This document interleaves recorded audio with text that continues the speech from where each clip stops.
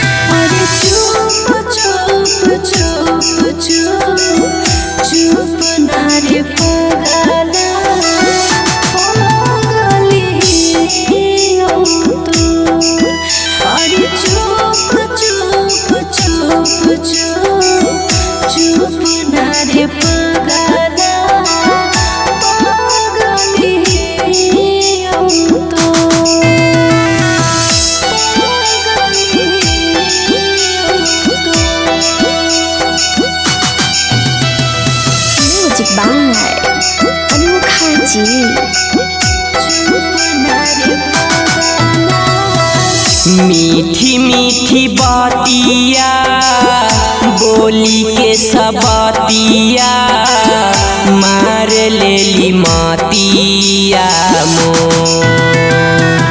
मीठी मीठी बातिया बोली के सबतिया मार लेली मातिया मोर।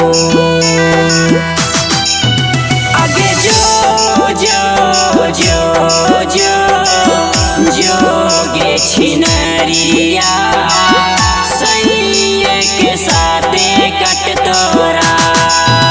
आगे जोगे छिनरिया सैये के साथे कट तोरा।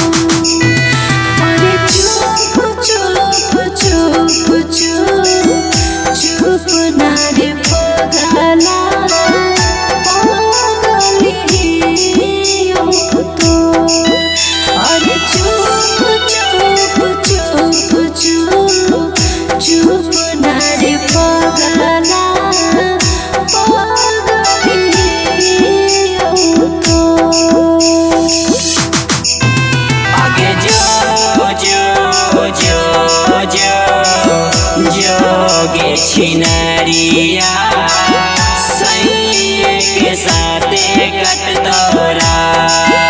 आगे जो रिकॉर्डिंग स्टूडियो बानावर बिशुनगंज।